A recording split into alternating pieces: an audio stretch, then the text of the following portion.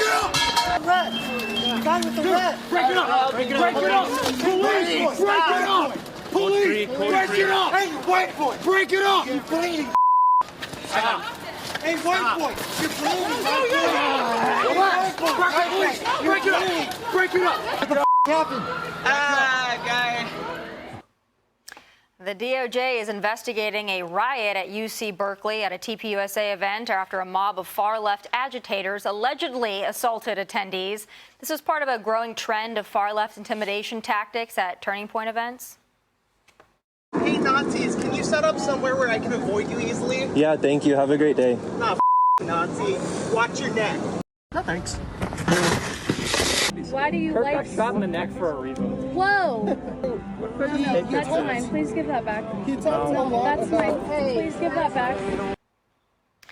And the threats go well beyond college campuses. A man was arrested after appearing at Alina Habba's office with a bat and then allegedly ransacking her office.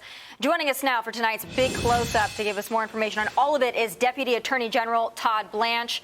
Todd, thanks so much for joining us. We have a lot to get to, but I want to start with these recent attacks.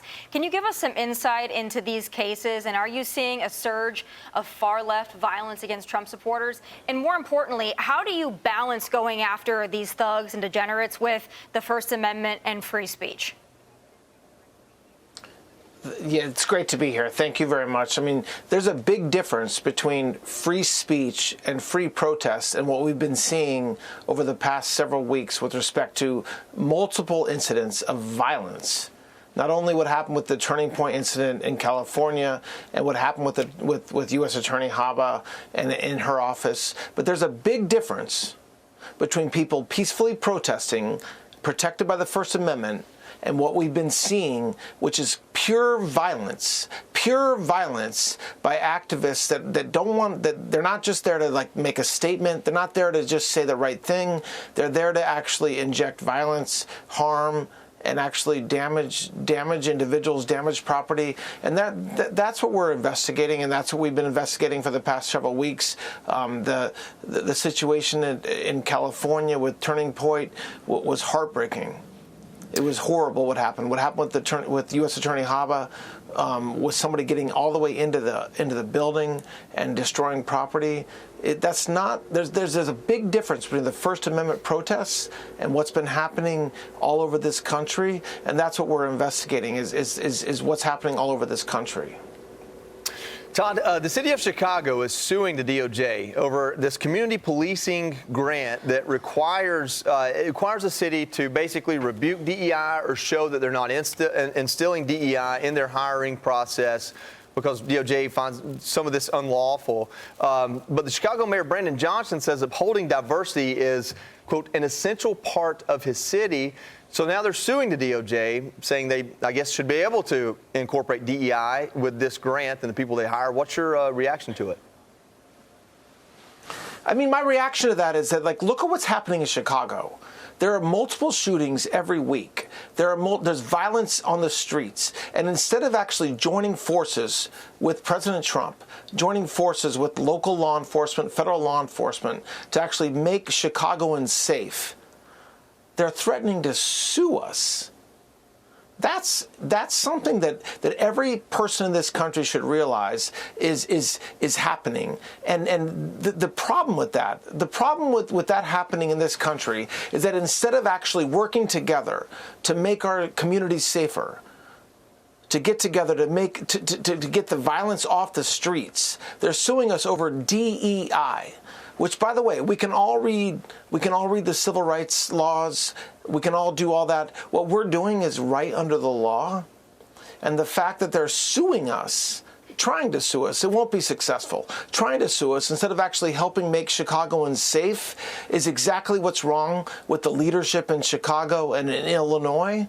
And that's why we're not going to stop. We're doing exactly what we said. President Trump has been completely committed since he won last November to making this country safe, including Chicago, and that's what we're doing, notwithstanding what they're threatening to do to us with respect to these DEI policies that they have in place. Todd, if I can, I want to get your reaction to the attempt from James Comey and Letitia James to disqualify Lindsay Halligan from prosecuting those cases against them. They claim that she was appointed unlawfully. They want her removed. And, oh, by the way, they want their cases dismissed. What's the reality of this? And what is it that they are wrong about with respect to how they're going about it? I mean, look, what's happening in Virginia is the same thing that's happening in multiple jurisdictions in this country, which is that President Trump nominates a U.S. attorney, and either the senators refuse to even engage in any sort of negotiation or even interviewing or talking to the individuals that President Trump has nominated, but actually then the judges are stepping in and saying, no, you can't be U.S. attorney. That's not consistent with Article 2 of this Constitution. And look, U.S. Attorney Halligan is doing a phenomenal job in the EDVA, and the argument was last week. We'll see what happens in the coming weeks. But the reality is that there's cases that we have investigated, that have been brought before a grand jury, that have been indicted. And listen, they have a right to come. They have a right to fruition. They have a right to see what happens in front of a jury of the peers. And so what's happening with U.S. Attorney Halligan and multiple U.S. attorneys in this country is something that we're fighting every day. And we'll win. There's no doubt that we'll win at some point, but it's a reflection of what's happening, unfortunately, in this country with the politics of the president talks about it all the time. It's really at its basic level, Trump derangement syndrome, right? Because the president has nominated people, phenomenal attorneys, to be U.S. attorneys, and you have judges, you have senators who have said, no, we're not even going to talk to them, much less even consider letting them work. And so she's doing a great job in Virginia, and I expect that she'll continue doing that. Todd, turning now to the DOJ's lawsuit against California, your office claims their new congressional map is unconstitutional because it uses race as a factor in the redistricting process. Governor Newsom's press office is confident you're going to lose in court, though. What do you expect Newsom to argue in court, and how confident are you that you can win the case? I mean, this is America. So you should not have districting based upon race, based upon the color of your skin. And that's been the law for a long time. And the fact that California takes a different view right now is something that is disappointing, but we're fighting it very hard, and which we should. We should fight that very hard. Like, we should not let the color of somebody's skin and the color of a community be the determinative factor of whether somebody's a representative to represent that community in Congress, in the Senate. And so, look, the Department of Justice is completely committed to enforcing the laws, the civil rights laws and the voting rights laws that every single American should want. And that's what we're doing. And the way that California has done it, in our view, does not work. And so we're going to fight it, and we expect that we'll win in that battle. Todd, I have to ask you about another person that we love to talk about. That's Congressman Eric Swalwell. All right. Bill Pulte, the director of the Federal Housing Finance Agency, has referred him to the DOJ for a potential federal criminal probe based on allegations of mortgage and tax fraud related to a home in Washington, D.C. Can you tell us what you're looking at in this case more broadly? Why are we seeing so many cases of mortgage fraud surface? It seems to be quite the pattern.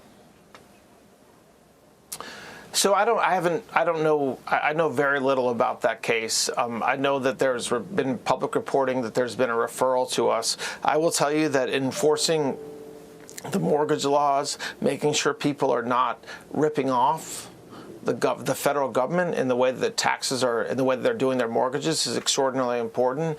But I don't know. I don't have any personal information about that congressman's mortgage or what's happening with that. But look, listen. The difference between this Department of Justice and the Department of Justice for the past 4 years is we're investigating and enforcing the law in a fair way.